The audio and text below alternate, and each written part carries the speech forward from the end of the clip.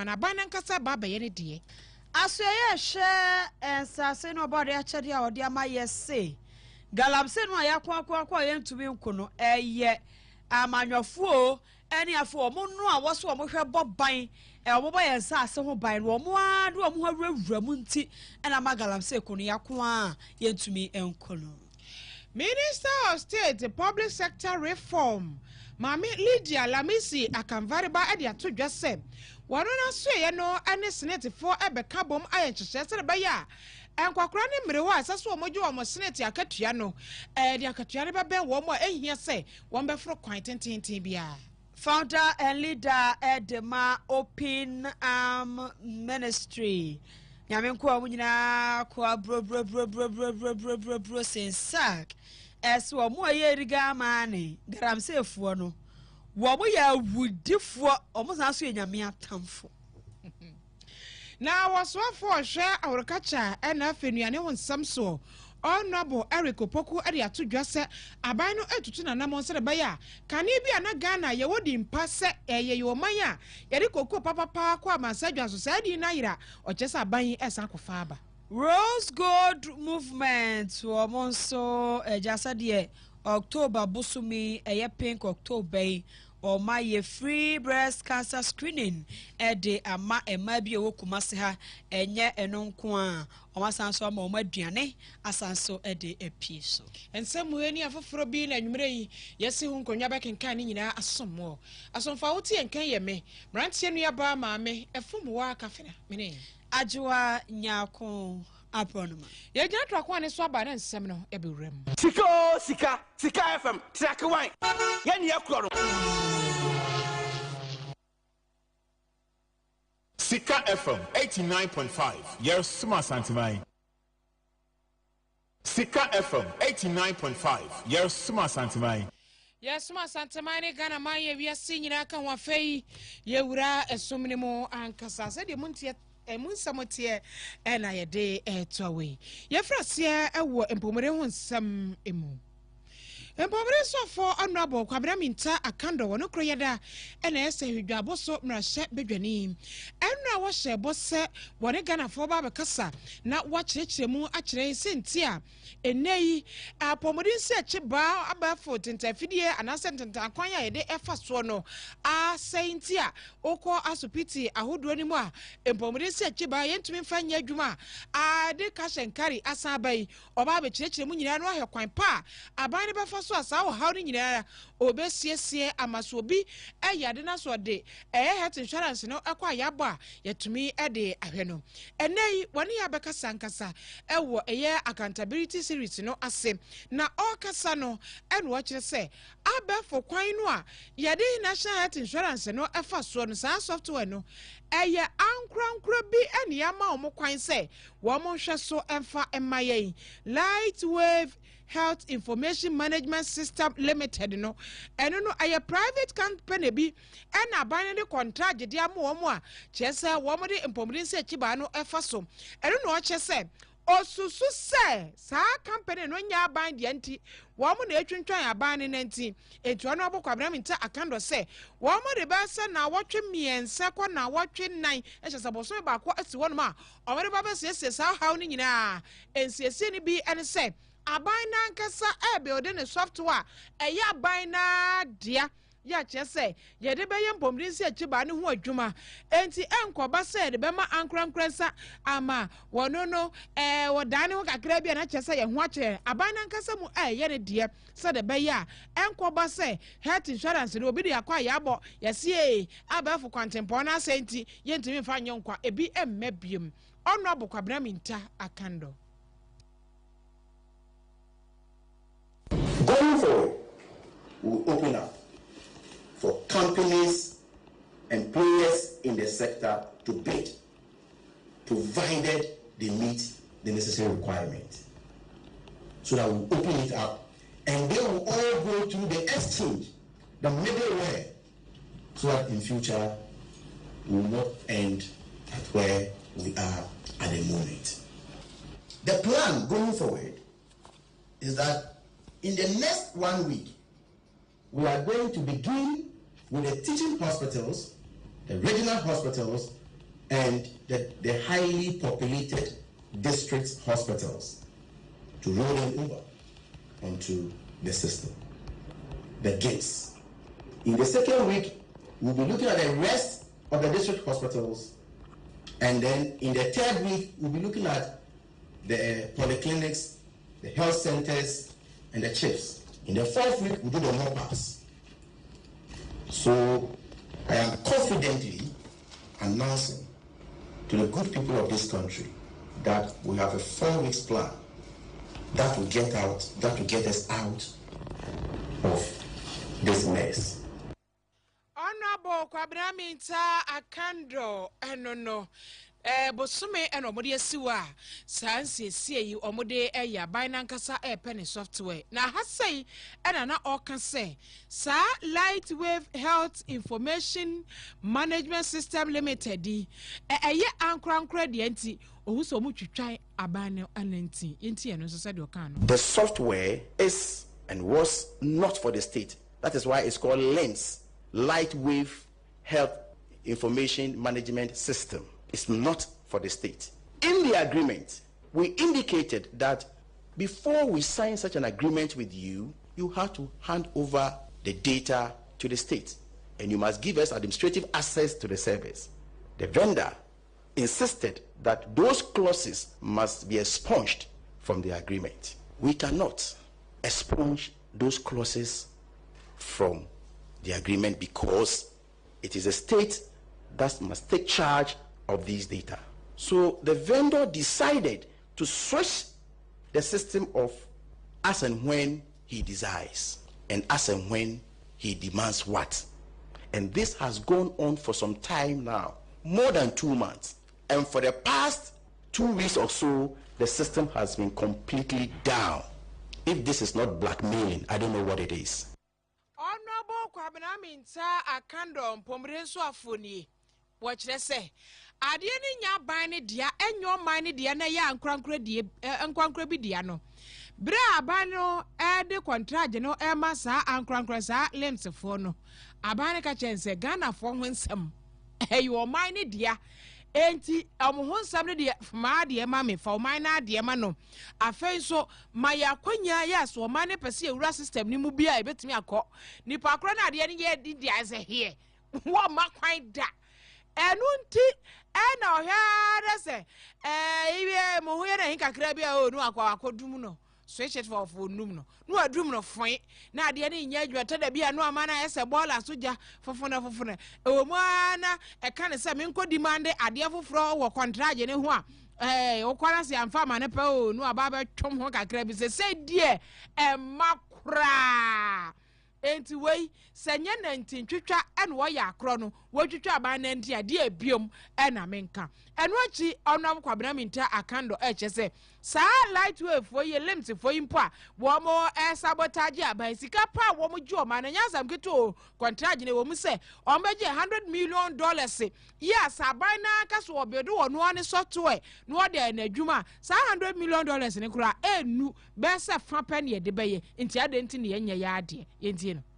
The software and how we can own the software, the integration, and the middleware. That's what we're dealing with. So we are building on the infrastructure. The infrastructure has already been established.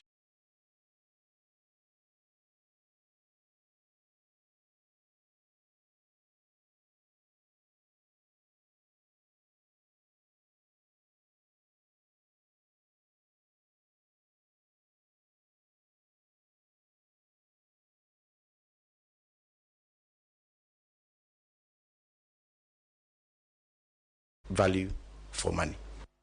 And I tell ye Pomrenso for Honorable Kwabraminta Akando. Also for share and sase and assassin here sase no body any power de ache and eba man yes said the galamse kono e free mretente yaka ho asema yaka kaka kun yakwa yetumi nkono ni gina ya manwofo ene afe wo mu a e wo saja omo hwe mra so ma mra ne adwuma wo ye mamu ha no a wo mo akasa mudu omo ho ewura galamse ni mu no eno na amako no yetumi enkoda na osafo no kire se afe so emra ya so galamse ho a yenya kwabrane bi a obefa ato ne bo so ayire mra nim kete ama mra no aye adwuma no so ka ho bi e na afei ekom no ohia eno nso ka ho na maburo enya adwuma nye ene na wote galamse a no so afa ne mpaboa no di mirika okọ obenya kotikoti bi akwa akodi nti no odi akire na national dialogue ekoso ewo kofodua eho na deputy chief executive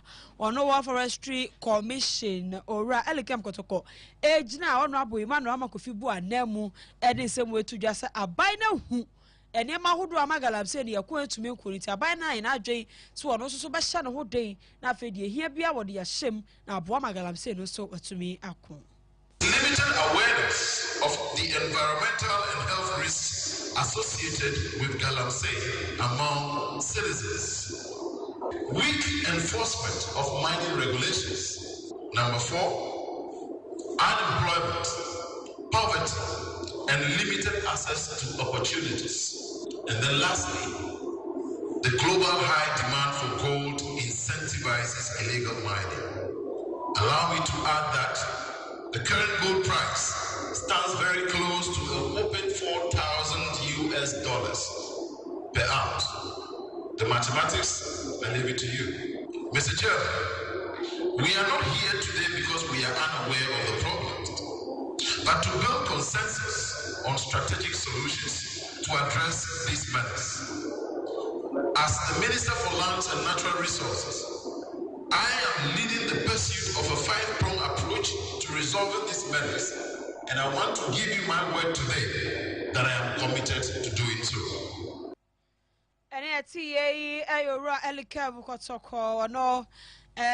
Deputy Chief Executive of the Forestry Commission.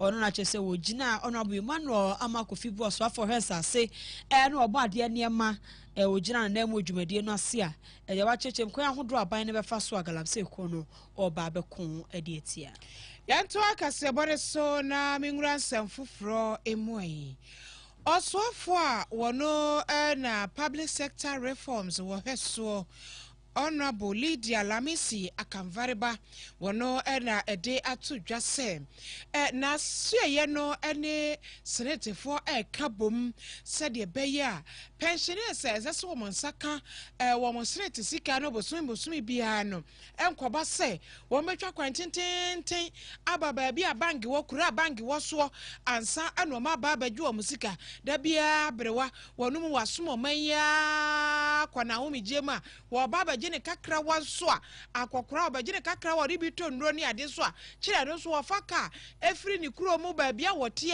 tenten eba ba bia bangi wo se ba bia wo no bangi ni wa kire wo tete nkro ni nkro twetwa nso a eba ba bia bangi wansa no ba ba ni sika ahometeo enti maami kire se saade no obema na twam de ama pensioner si se de ba ya omo nso omo ho betumi ato wo no kakra wo de nsem nyina atudwa bra wo ba nan ekosnetefo wofese na chese wo kwakosra wo mo kohwe adwuma tun ya wo mo ye ne ho no ene no ka chese oni snetefo no ka bom ayensa hyehye no se de ba ya enkokora ne mrewa no wo mo ho ebeto wo mo kakra bra wo mo ba baje wo mo pension pay no yentie.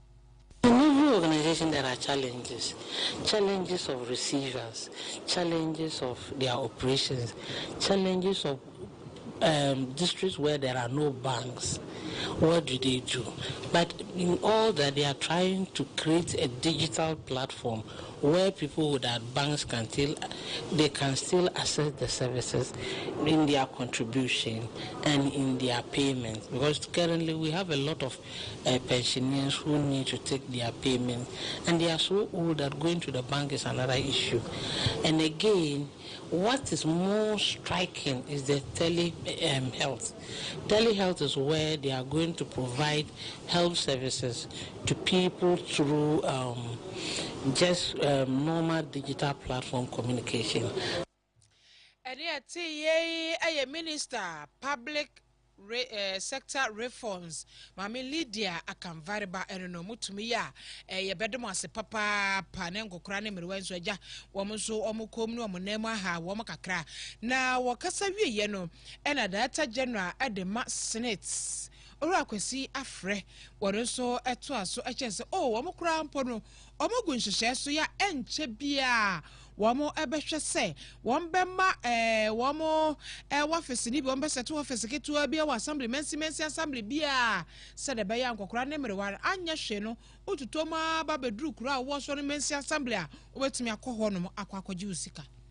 Once our strategy was to grow using the banks as the first point of that expansion drive with our co-location strategy. We're not just limiting ourselves to the banks. So we would get into spaces where probably even a district assembly can become a point of contact for SNET, where we station our people there to provide our services to the people in those communities. Additionally, we are setting up our virtual infrastructure and improving it each day, such that people can engage us without necessarily leaving the comfort of their homes. So those are initiatives meant to improve on accessibility and convenience to the people we serve. And yeah, Director General Edema SNET, Ora Akwesi Afre. Ya co-founder and leader kwa by no kanifua one da Open Arms Ministry International.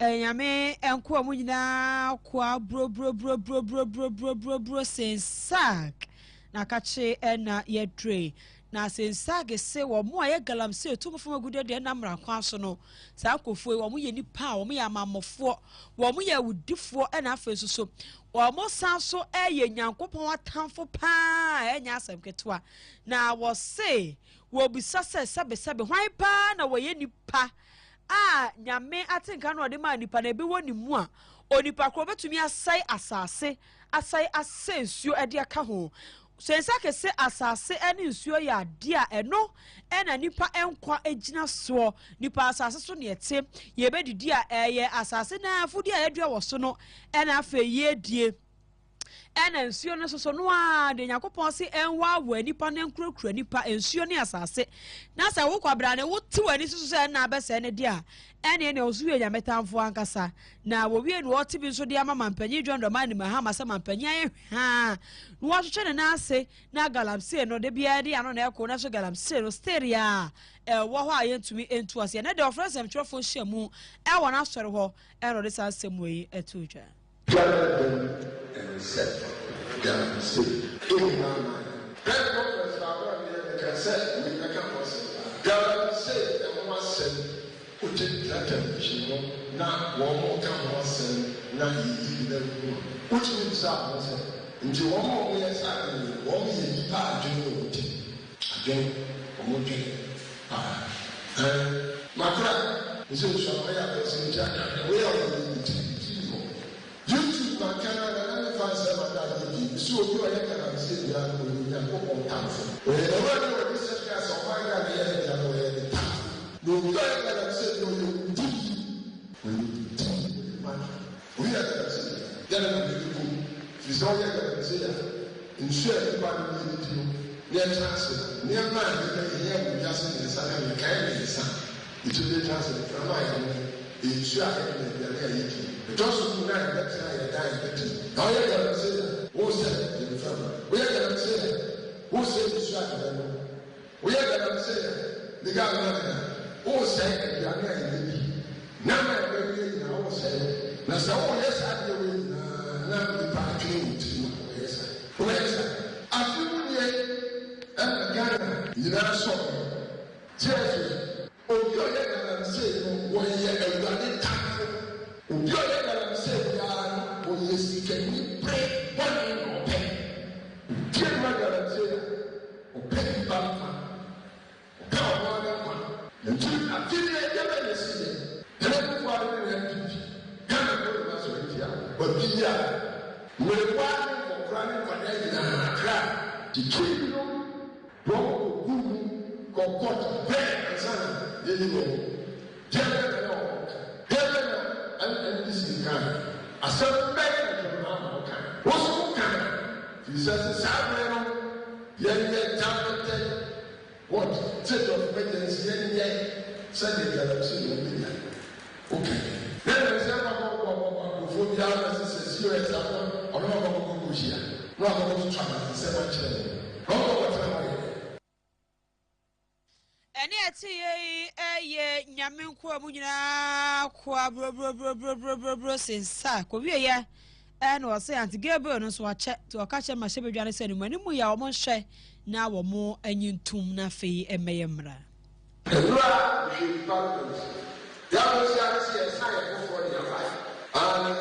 Now, minority for people of Kase3 and unfortunately, was you still not yeah, but some from more time consistent deal.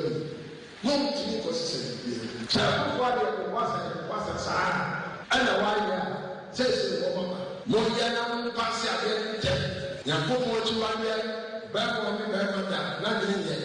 Go some room to that. Oh, Kawani, Jesus said, General Satan, American Massachusetts, Virginia, Corner of my wedding, who father go for, since you once.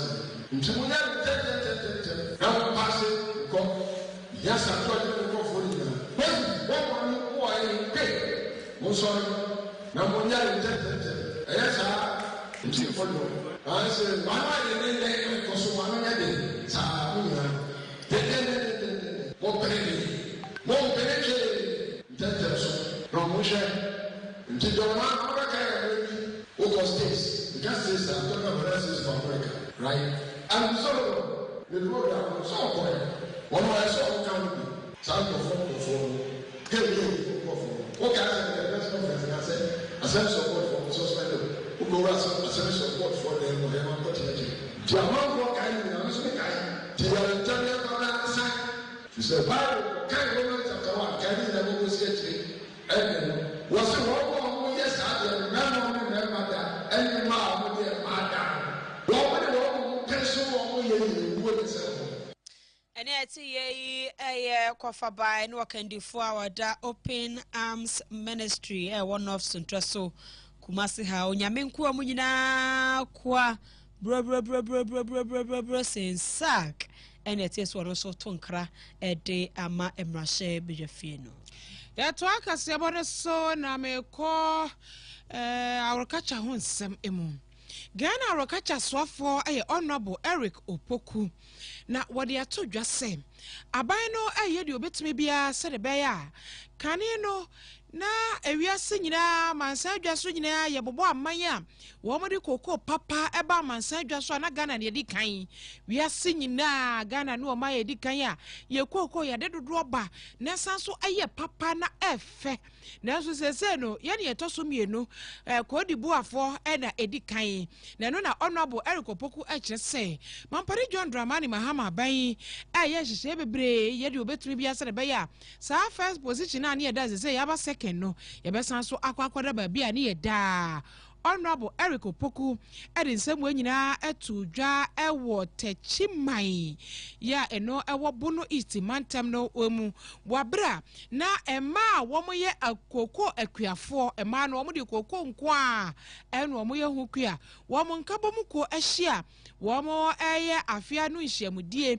eno mo to nsafre awrakacha sofa wo de nsem etu dwa Honorable Eric Opoku Ghana de adia de hihye ye ho kase pa aye koko ebi se wiase nyina amanya ati koko kase pa no ebe bi a atwamu na Ghana ye na edikai na yasan ya chikakra ama ye nuanom Cote d'Ivoire fo abetwa ye ende se koko ati ni wiase nyina no Ghana ye toso mienu na mom eba koko papa pa agwasi broni fe no quality koko dia wiase nyina Ghana ye koko no obi a koko entoye na ye de koko no kwa manonia yenye bia ne ye papanti yenti nwie kra na mrofo na to awie enti ye hye ase na no na omo di sika ba se ompese omoto ye koko no sa investment na ama ye koko na ye papa no eye ma me no koko akuafo mo na mo ye ne sa enti ye bo mo abaso kase pa eye koko na ye bru no enanson no fermentation na ye no na ye di koko no sugu awiem na ye numu sa kopem se ebewo no ene ma ye koko no ye papa ewiase nyina obi antimi ntwa ye de no wei aye nuane ni awrakacha swafo Honorable Eric Opoku owie ye no na eye president edema ema kokwa kuafo a wo mo ewo Bono East Mantem no mu ahafo ene mantama hodu a wo no mun nyina president awodano ono so ekasaye madam Martha Ade na ne nkasa mu no ene wo kyese o ema akoko akuafo a wo mo wo saa ahafo ne ebono mantam no mu no wo mo roso pa wo mo ba sa empem so 7,000 kra ene wo mo do koko no ye afie bia koko o my Ghana ye de ekwa mansa dwa so akokoton ya ye de bu ye ho safo hini wo mo nko mo de 4,355 metric tons Emano eno mo de ka de ko no afie bia enti so munya agita kese efri abane ho a o ombeya abro 4,000 kra yenti eno so Koma aye obono hafo afi 2020 num ena ye sha ase kan ye ho bomu ena covid ye be bomu enti ya ntumi an na ye koye di enti afi 2021 ena ye da koye di e wo sunyan eno achi no yakọ sunyan ebiem ya san akọgo so afi 2024 ena afi ye be babu no east so ye ema ye kura se kan no kwasem ni meme kwa ye nso yetimi kobi yetimi edo enti ye ntimi etikoko enya 4,355 metric tons afe aye gboko for maya yaka ye ho abomi na ye ma ya buru empem so ye kwa empem wotwe awo 9 districts awo 3 regions emu enti ye ma yaka ye ho abomi no esese yetumi enya nkyerɛkyerɛ abre nyina enti CS no ayenso so eboa yen enam Ghana Cocoa Board so eba ye ntem ene ye bedi nkomo bebre enam so mo kyerɛkyerɛ ye nneɛma bebre ebi ye additional livelihood ye na ye de aboa ye nkoko adwuma no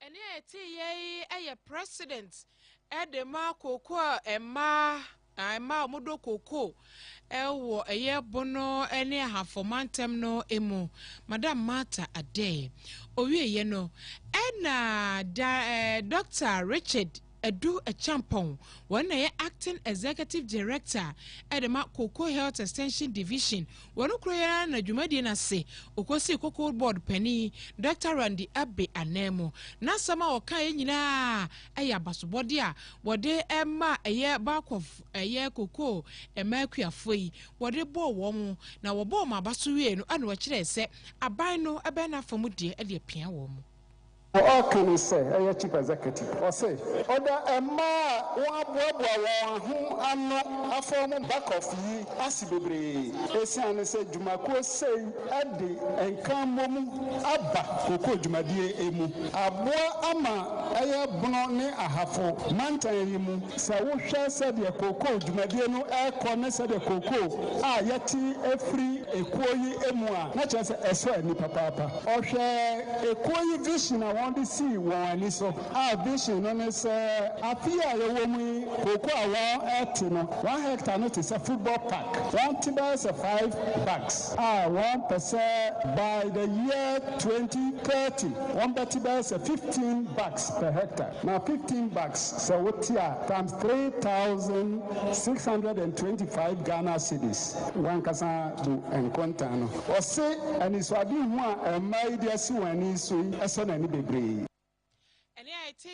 eye Dr. Richard Edu Echampong na yeni musa October abosumi a ewo mu eye pink October na se ma abosumi a ye hye aboama ama omo so ekukram na ya na eto no fuom no ya tutu ye hofo aye check ups ni screening na hodro se de ebe ya kukram eto ma no fuom no bekofo manase ye nya satebia no ebionam so ama Rose Gold Movement womo so ene day womo the free breast cancer screening na hye so de ama krofo motafo ene ne mpotemu na ni nyina ye se de ye bo ma ya ka che ma ne abo obi akoko no obi ahye ne ho ye na afi so o maboa ama adokotafo ne anesefo afechiri mayinufo a hwese kokoram bia enim o ma cheche kwan so befa so aye no se de be akokoram ento ba bia nufumanya no nko dwumede ye chi na afempanyufo moda movement ya no esanso ema bebro oha aduane so o monye no monsani emfa enka hona CEO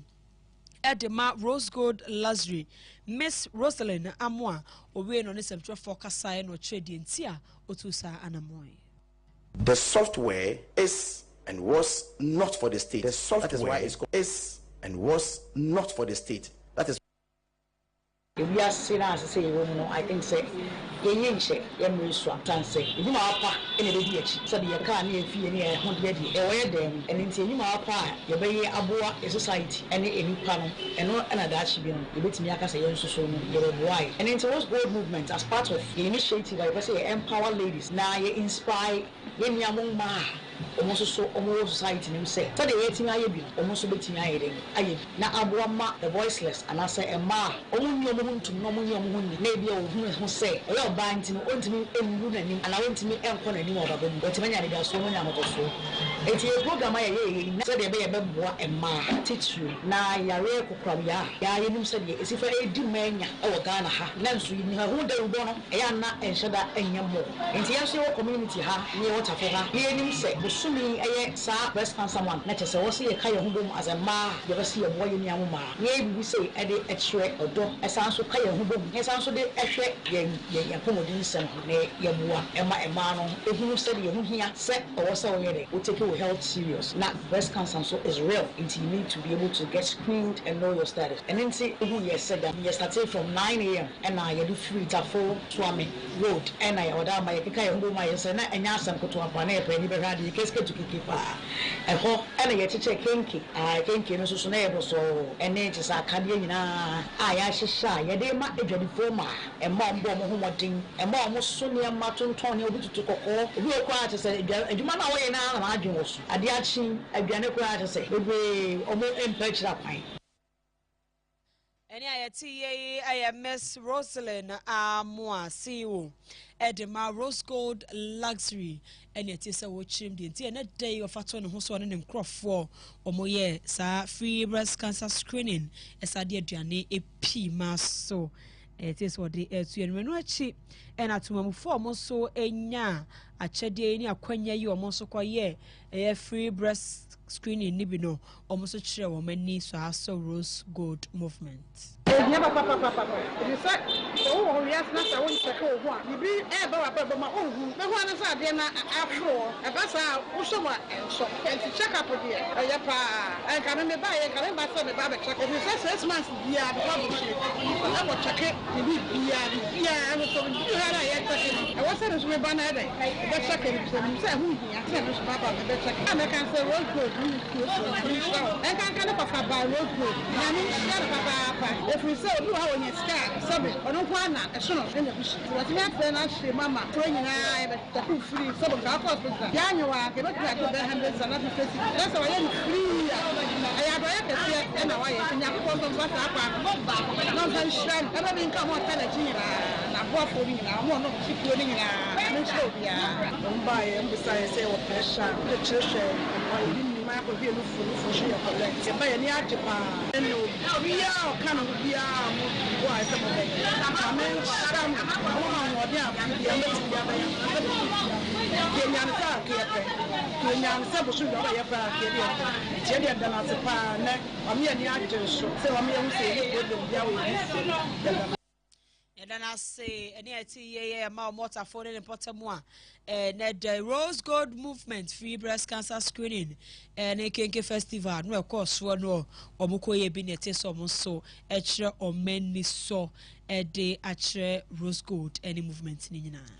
Yakase about see, the moon I see a man newsroom, my phone, Kwame ofori abwaje ewo na ne ya yeboa enso eka ho madam amasewa ampa fo na boni amayen ye some for your falasa na kwaji abo anwumere yi ye technician siwa odabullet fashion center no DJ Bullets na kasebo nyina da wo chinchin fruma no ede esom yen ye technician ye social media na Kelvin Kelvin oyere so ochia pa oyere adwoanya akoso ochia say be strong for her what I say oba ma breast milk bia be fine anwumere akenkan for ye me ranti nuaba maame efom wa kafena